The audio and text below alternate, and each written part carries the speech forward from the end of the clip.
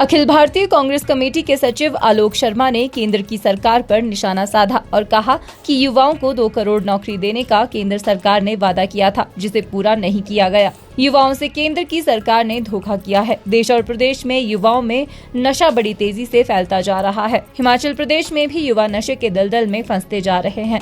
उन्होंने कहा कि केंद्र सरकार ने आपदा में हिमाचल प्रदेश को मदद नहीं की, जिसके चलते प्रदेश को आर्थिक तौर पर बड़ा नुकसान हुआ है, जिसका असर रोजगार पर भी पड़ा है।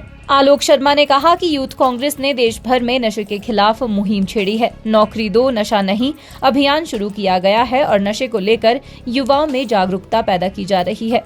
कांग्रेस शासित राज्यों में युवाओं को रोजगार देने का सरकार काम कर रही है।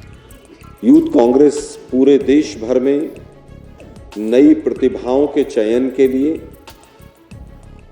उनको आगे लाने के लिए, जो भी करंट के हमारी समस्याएं और विषय हैं, खास तौर पर जो राष्ट्रव्यापी युवाओं से जुड़ी हुई समस्याएं हैं, उनसे संबंधित विचार गोष्ठी और वक्तव्य का हम काम करते हैं।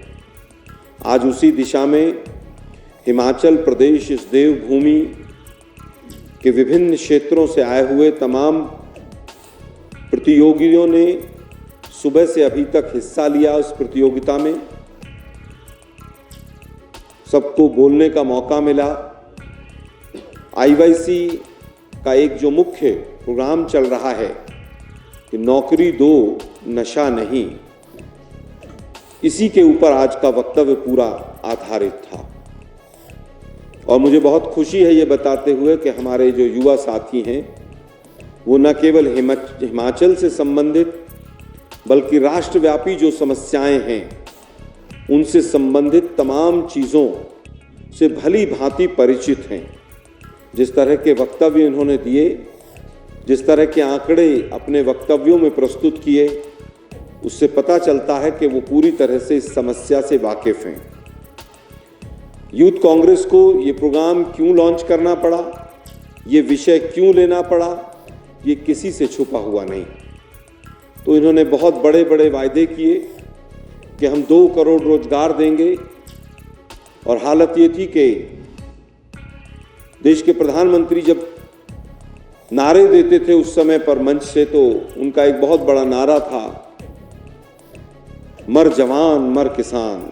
याद होगा आप लोगों को कि जवान जो है वो बेरोजगारी में मर रहा है और किसान को उसके दाम नहीं मिल रहे हैं। लेकिन दुर्भाग्य ये है कि आज 45 से 50 वर्षों की बेरोजगारी दर हाईएस्ट है देश के अंदर।